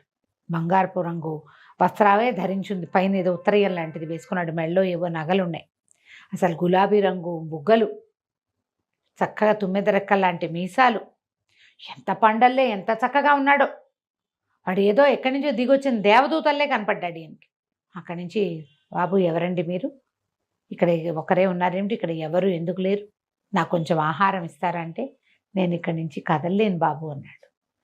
మనిషి చూస్తే బ్రహ్మాండంగా ఉన్నాడు, ఎందుకు కదలలేడు? అదేంటండి, చూడ్డానికి బాగున్నారు కదా అన్నాడు. బాగున్నాను కానీ కదలలేను ఆయన అని వస్త్రం తీస్తే నడుం కింద భాగం అంతా రాయి, పై పార్ట్ మాత్రమే మనిషిగా ఉన్నాడు అబ్బాయి. రాజు నిర్ఘాంతపోయాడు. సుల్తాన్, ఇలా ఎలా అయిపోయావు అంటే ఇక్కడ ఖచ్చితంగా ఏవో మాయలు మంత్రాలు ఉన్నాయన్నమాట. ఏం జరిగింది, నువ్వెవరు అంటే నువ్వెక్కడి నుంచి వచ్చావు అన్నాడు. అనేసరికల్లా 4 కొండల మధ్యలో ఒక చిన్న సరస్సు ఉంది, అందులో 4 రంగుల చేపలున్నాయి, అవి నా రాజ్యానికి వచ్చినాయి. వస్తే వాటిని ఒక అందగత్తైన ఒక అమ్మాయి, నల్లగా నీగురవాడిలాగా ఉన్న రాక్షసుడిలాగా ఉన్న ఒకడు వాటిని ఆహారంగా పక్వం కాకూడదని చెప్పిన మాట వినాలని శాసిస్తే అవి మాడిపోయినాయి. ఆ అమ్మాయి ఆ నల్లటివాడు వీటిని శాసిస్తున్నారంటే ఇక్కడ ఏదో కథ ఉంది, అది తెలుసుకోవడానికి వచ్చాను నేను అని చెప్పాడు రాజు. అప్పుడు ఇక్కడ ఉన్న అతను, ఈ ప్రాంతానికి యువరాజు నేను, నా తండ్రి మొత్తం ప్రాంతానికి రాజు. నువ్వు చూసిన కొండలు అవంతా కూడా మా రాజ్యం. ఒక శాపం వల్ల ఆ రాజ్యం అంతా అట్లా కొండలుగా మారిపోయింది. నా ప్రజలైన 4 జాతుల వాళ్ళు, అంటే ముస్లింలు, యూదులు ఇలా ఉంటారు కదా, నీగ్రోలు, అట్లా మొత్తం 4 జాతుల వాళ్ళు 4 రంగుల చేపలుగా మారి అందులో బతుకుతున్నారు. వాళ్ళని శాసించేది ఆ అందగత్తైన అమ్మాయి, ఆ నల్లటివాడే. అనేసరికి రాజుకు చాలా ఉత్సాహం వచ్చింది. ఏదో కథ ఉంది, ఏం జరిగింది, అసలు నువ్వెవరు, దేనివల్ల నీకు ఈ పరిస్థితి వచ్చింది, ఇంత చక్కటి వాడివి సగం రాయిగా ఎలా మారిపోయావు అని అడిగితే ఆ యువరాజు తన కథ చెప్పడం మొదలుపెట్టాడు. మనం వచ్చే భాగంలో ఆ కథ తెలుసుకుందాం. తప్పకుండా అండి. కానీ చాలా బాగుంది రమ్ గారు స్టోరీస్, అరేబియన్ స్టోరీస్ కానీ పేరుకి అంటే ఇంట్రెస్టింగ్ గా చెప్పాక రస్టిక్ గా ఉంటాయి. వీటిలో నుంచి జాగ్రత్తగా కొంచెం కొంచెం తీసుకోవాలి మనం. ఒక యువరాజుని చూశాడు సుల్తాన్. యువరాజు తన కథ చెప్తున్నాడు. సరే, యువరాజు ఏం చెప్పాడంటే, ఈ ప్రాంతపు సుల్తాన్ మా తండ్రి, నాకు వివాహం అయింది, నేను నా కజిన్నే పెళ్లి చేసుకున్నా. ఆమె ఎంత బాగుండేదో నాతోటి, ఎంతో బాగుండేది. అయితే ఒకనాటి రాత్రి నేను పడుకుంటే నాకు మాగన్నుగానే ఉంది నా నిద్ర. ఎందుకనో ఆ రోజు నేను గాఢంగా నిద్రపోలే. ఆమె నిద్రపోయేదాకా నా పక్కనే ఉండేది రోజు. ఇవాళ ముందే వెళ్ళిపోయింది. నేను మెలకుగానే ఉన్నా. మాగన్నుగా ఉన్నప్పుడు నా కాళ్ళ దగ్గర 2 పాల దగ్గర ఒకటి, తల దగ్గర ఒకటి 2 బానిసలు నుంచున్నారు. తల దగ్గర ఉన్న అమ్మాయి విసినకర్ర పెట్టి వీస్తుంది, కాళ్ళ దగ్గర ఉన్న అమ్మాయి కాళ్ళు పడుతోంది. వాళ్ళిద్దరూ మాట్లాడుకుంటున్నారు. ఏమని మాట్లాడుకుంటున్నారు, పిచ్చి వెధవలా ఉన్నాడేమిటి, ఎవరైనా ఇట్లా ఉంటారా, పెళ్ళాం అట్లా తిరుగుతుంటే ఈయన ఇట్లా పడుకుంటాడు అనేసరికల్లా ఆ తల దగ్గర ఉన్న అమ్మాయి అంటుంది, ఏం చేస్తాడు ఈయన పాపం, ఇంత బంగారు కొండ, చూడటానికే ముద్దొచ్చేలాగా ఉంటాడు. అయినా సరే ఆ రాకాసి తిరిగిపోతుంది కదా రాణి, ఆవిడేం చేస్తుంది, రోజు నల్లమందు మాత్ర వేసి పడుకోబెట్టేస్తుంది. ఈయన మాత్ర వేసుకుని నిద్రపోతాడు. తెల్లారు లేచి ఆవిడ లేచో అక్కడి నుంచి బయట నుంచి వస్తుంది, అప్పుడు నిద్ర లేపుతుంది మొగుడిని. ఏం చేస్తాడు, ఆవిడొట్టి తిరిగిపోతుందని మాట్లాడుకుంటున్నారు. ఆశ్చర్యపోయాడు. ఏమిటి, అవునా, ప్రతిరోజు ఒక గ్లాస్ మంచినీళ్ళు ఇస్తుంది ఇతనికి, రోజు ఆ గ్లాసు పూర్తి చేస్తాడు. ఆ రోజు రాత్రి ఈయన సగమే తాగాడు, ఇంకా నిద్ర మాగన్నుగా ఉంది, ఇతనికి తెలిసిపోయింది. మర్నాడు పొద్దున పడుకుని నిద్రపోయాడు. ఆ రాత్రి నేను తెల్లవారు లేచేసరికల్లా నా భార్య వచ్చి నన్ను నిద్ర లేపింది. ఆవిడ చాలా ఫ్రెష్గా మామూలుగానే ఉంది. ఈ రహస్యం ఏదో ఛేదించాలనుకున్నా. ఆ రోజు రాత్రి ఆమె మంచినీళ్ళు ఇస్తే ఆమెకు తెలియనివ్వలేదు, ఒక్క చుక్క కూడా నీళ్లు తాగల. నేను ఆ కళ్ళ సందులోంచి రెప్పల మాట నుంచి చూస్తూనే ఉన్నా. నా భార్య చకచకా పరదాలు లాగేసింది, చకచకా తయారైపోయింది, ఏదో ఆహారం మూట కట్టుకుంది, నా కత్తి నాది భుజాన్ని వేసుకుని ఎక్కడికో వెళ్ళిపోయింది. నేను కూడా ఏం చేశానంటే ఆమెను వెంబడిస్తే నా భార్య ఎక్కడికో వెళ్ళి అది ఎలాంటిదంటే, ఒక తాగుబోతులు, తిరుగుబోతులు వాళ్ళందరూ ఉండే ఒక ప్రాంతం, ఆ ప్రాంతంలోకి వెళ్తే ఆ లోపలికి వెళ్ళాను నేను కూడా ఆమె వెనకాల. నా భార్య మహాద్భుత సౌందర్యవతి, నేనే ఇంత చక్కటి వాడిని, నా పెళ్ళాం ఇంకా చక్కటి. ఈ లోపలికి వెళ్తే అక్కడ ఒక తాగుబోతువాడు, ఒక తిరుగుబోతువాడుగా ఉన్న ఒక బానిస దగ్గరికి వెళ్ళింది. వాడు ఎంత అసహ్యంగా ఉన్నాడంటే, నల్లటి నలుపు, కుష్టు వ్యాధి ఉంది వాడికి, ఇంత పొడుగునున్నాడు, భీకరాకారుడు. నా భార్య వాడిని బతిమలాడింది, బామాలింది. వాడు అడిగాడు, ఇంత లేటుగా ఎందుకు వచ్చావు, నా ఫ్రెండ్స్ అందరూ ప్రియురాళ్లతో తిరుగుతున్నారు, ఎంజాయ్ చేస్తారు, నేను ఇట్లా ఒంటరిగా పడుకుని ఉన్నాను, నువ్వు ఇంత లేట్ ఎందుకు చేసావు అంటే, నా భార్య వాడిని బతిమలాడి బామాలి కావలించుకుని వాడిని ముద్దు చేసి, నేను చూస్తుండగానే వాడితో పాటు వాడి ఒంటికి ఉన్న కుష్టుతోటి అతనితో పాటు ఉండిపోయింది. నాకేం చేయాలో తెలియలే, వాడిని చంపేయాలనిపించింది నాకు. నా భార్య లేచి బయటికి వెళ్ళినప్పుడు నేను అతన్ని చంపేశాను. అంటే పొడిచి పరిగెత్తుకుంటూ వచ్చేసా. వీడి వల్ల కదా నా భార్య ఇట్లా చేస్తోంది అనిపించింది. వచ్చేసాను. వచ్చేసిన తర్వాత ఏమైంది, నేను ఇంటికి వచ్చేసా. మర్నాడు ఆ రోజు రాత్రి నా భార్య మామూలుగానే నాకు మంచినీళ్ళు పోసిచ్చింది.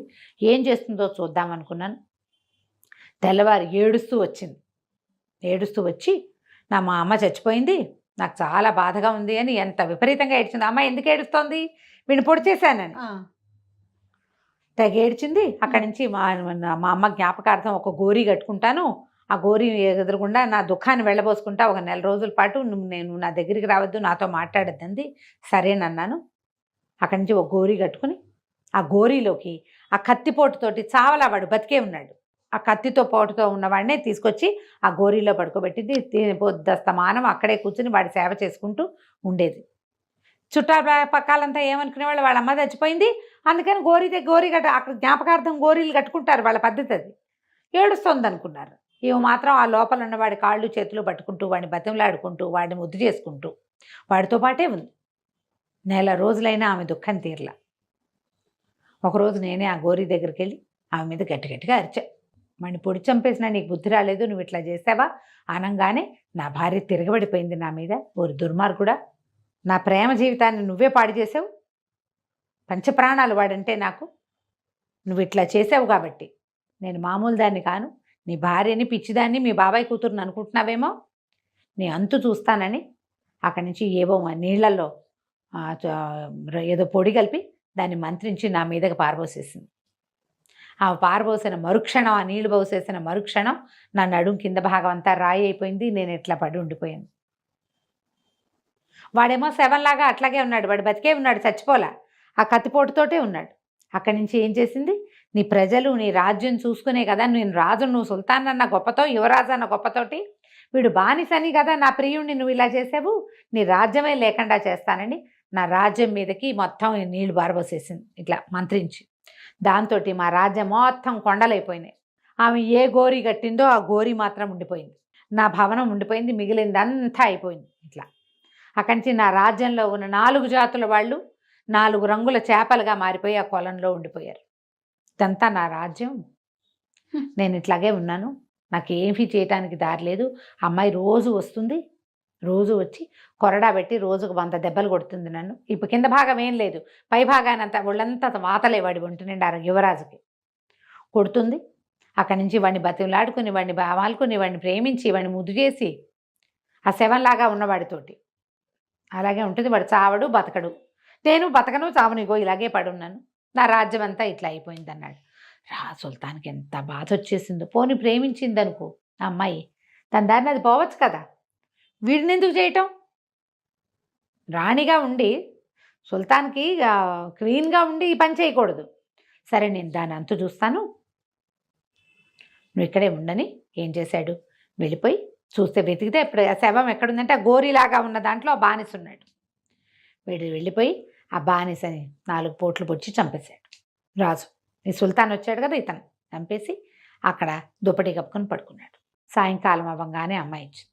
లోపలికి రావటమే ఈ భర్తగా ఉన్నాడుగా, ఈ సగం శరీరం రాయి అయిపోయిన యువరాజు వాడిని 100 కొరడా దెబ్బలు కొట్టింది. వాడు అరిచర్చి కేకలు పెట్టి మూలిగి దెబ్బలు తగులుతుంటే ఎవరైనా మూలుగుతారు కదా, ఆ మూలుగులన్నీ అయిపోయాక లోపలికి వచ్చింది.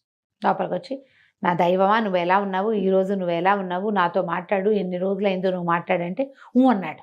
అనగానే అప్పుడు నిర్కాంతపోయింది. నువ్వు మాట్లాడతావా, నువ్వు బతికే ఉన్నావా అని. బతికే ఉన్నాను, నేను మాట్లాడతాను అనేసరికి రా నా దాని దగ్గరికి తీసుకో, నువ్వు మామూలుగా అయితే నాకు అదే కావాలి అని ఏడ్చి శోకాలు పెట్టింది. ఈ సుల్తాన్ అన్నాడు, ఈ బానిస వేషంలో అక్కడ పడుకుని ఉన్నాడు కదా, దాని ఏముంది, అన్నిటికీ అల్లాయే ప్రభువు, నువ్వు రోజు కొట్టుకొట్టి హింసిస్తున్నావు నీ భర్తని, వాడు శాపనార్థాలు పెడుతున్నాడు, ఆ శాపాలన్నీ తగులుతాయి మనకి, ముందు వాడిని విముక్తుని చేసి అప్పుడు మన ఇద్దరం హాయిగా ఉందాం అనగానే, సరే నీకు వాడిని విముక్తుని చేస్తే నీకు సంతోషమైనా అంది, నాకు సంతోషమే, వాడిని విముక్తి పరిచేసేయి ముందు అనగానే ఈ అమ్మాయి వెళ్ళి ఏం చేసింది, మంత్రించిన జలం జల్లి యువరాజుని నార్మల్ చేసేసింది. ఆయన ఆశ్చర్యపోయి అటు ఇటు చూస్తుంటే ఆ పరిగెత్తుకుంటూ మళ్ళీ లోపలికి వచ్చింది. నువ్వు చెప్పిన మాట ప్రకారమే చేసేసాను, యువరాజుని విముక్తుని చేసా, నాతో మాట్లాడు, మన ఇద్దరం కలిసి జీవిద్దాం మళ్ళీ సంతోషంగా అంది. ఆ అమ్మాయి ఒక మంత్రగత్తె, అందుకే ఈ పని చేయగలిగింది. ఆ అమ్మాయికి ఆ బానిసతోటే ఆ అమ్మాయి స్నేహము జీవితము అన్నమాట. అక్కడి నుంచి మళ్ళీ ఈ బానిస వేషంలో ఉన్న సుల్తాన్ అన్నాడు, వాడిని ఒక్కడిని వదిలేస్తే సరిపోతుందా? ఆ చేపలుగా మార్చేసావు ప్రజలందరినీ, మొత్తం ఊరంతా ఏమో కొండలు చేసేసావు. అవన్నీ శాపనార్థాలు పెడుతున్నాయి. నువ్వు వెళ్ళి మళ్ళీ తిరిగి వచ్చే లోపల నేను అదే పడుతూ ఉంటున్నాను. వాళ్ళందరినీ ఎవరి జీవితాలు వాళ్ళకిచ్చే మన జీవితం మనం తీసుకుందాం అనగానే ఈ అమ్మాయి మళ్ళీ వెళ్ళి ఆ కోటలోంచి బయట నిలబడి మంత్రించిన జలం జల్లి మొత్తం ఊరంతా మామూలుగా చేసేసింది. పెద్ద పెద్ద రహదారులు, వీధులు, రాజోద్యానాలు, బోల్డని బిల్డింగులు, మనుషులు, ప్రజలు మొత్తం అంతా ఆ ఎడారిలాగా ఉన్నదంతా పూర్తి స్థాయి రాజ్యంలాగా అయిపోయింది. అమ్మాయి పరిగెత్తుకుంటూ కోటలోకి వచ్చింది. నువ్వు చెప్పినట్టే చేశాను నా దైవమా, నువ్వు నాతోటి బాగా ఉండు అని వెళ్ళిట దగ్గరికి వెళ్ళి గట్టిగా కావలించుకుందా. పడుకుని శవంలా పడున్నాడు కదా. ఇట్లా ఎప్పుడైతే ఆ అమ్మాయి తన మీదకి వచ్చేసి తను ఇట్లా కావలించుకుందో, ఈ సుల్తాన్ ఏం చేశాడు, పక్కన దాచిపెట్టుకున్న కత్తి తీసి కస పొడిచేసాడు అమ్మాయి. 5-6 పోట్లు ఇప్పుడు నువ్వు తప్పించుకుని నిలబడి ఉన్నారనుకో, తప్పించుకుంటారు. ఇప్పుడు ఎట్లా తప్పించుకుంటారు? మీద పడుకుంటాకపోతే తప్పించుకోలేరు కదా. చేత్తో మెడ పట్టేసుకున్నాడు, కత్తి పెట్టి పొడిచి చంపేశాడు. చచ్చిపోయిన మరుక్షణం ఆ అమ్మాయిని పక్కకు తోసేసి లేచి నిలబడ్డాడు. నిలబడటం ఏమిటి, యువరాజు వచ్చాడు లోపలికి. 2 శవాలు ఉన్నాయి అక్కడ. ఒకటి ఆ పాత నీగురువాడి శవం, అమ్మాయి బానిస శవం, ఈ అమ్మాయి శవం. వెంటనే అప్పటికప్పుడు తవ్వి పాతేసి ఉప్పు పోసేసి దాని మీద మొత్తాన్ని పూడ్చేశారు. పూడ్చేశాక అప్పుడు వాళ్ళిద్దరు ఒకళ్ళనొకళ్ళు కావలించుకున్నారు. రాజుగారు, సుల్తాను, యువరాజు ఇద్దరు. ఎంతో గొప్ప పని చేసావు నువ్వు, నన్ను ఇక్కడి నుంచి ఇది చేసావు, నువ్వెవరు, ఏమిటి, ఎక్కడి నుంచి వచ్చావంటే, ఇక్కడి నుంచి కనీసం 4 రోజులు ప్రయాణిస్తే కానీ మా ఊరు రాదు. అతను ఎంత నడిచి వచ్చాడు. అవును, ఇక్కడ చాలా దూరము, కానీ మన ఊరు వెళ్దాము, నువ్వు నాతో పాటు రా, నాకు పిల్లలు లేరు, ఈ రాజ్యాన్ని వదిలేసే, ఇంక ఇక్కడ ఉండద్దు, నీ జీవితం ఇక్కడ ఏం బాగుండదు. ఇంకా అందరికీ ఏం తెలుసు, ఇతని భార్య ఒక మంత్రగత్తె, ఆ అమ్మాయికి ఒక బానిస ప్రియుడు ఉన్నాడు. ఇప్పుడు చంపేసినా ఇక అతని మించి ఆ ప్రధ పోదు కదా. నువ్వు నాతో వచ్చేయి, నేను నిన్ను పెంచుకుంటాను అనేసరికి అక్కడి నుంచి కొన్ని బళ్ళు కట్టించుకుని ఈ రాజ్యాన్నేమో వజీర్లకు అప్పచెప్పేసి ఈ బళ్ళల్లో బోల్డంత అపారమైన సంపద వేసుకుని సుల్తాను, యువరాజు ఇద్దరు సుల్తాన్ గారి రాజ్యమైనటువంటి బసరాకి తిరిగి వచ్చేసాక ఇంత అద్భుతమైన వ్యవహారం జరగడానికి కారణం ఎవరు? చేపలు తెచ్చిన జాలరిని పిలిపించారు. జాలరిని పిలిపిస్తే ఆ జాలరి అతను వచ్చాడు. నీకు ఎంతమంది పిల్లలు ఏమిటి అని కనుక్కుని వాడికి ఇల్లు వాకిలు అన్నీ ఏర్పరిచారు.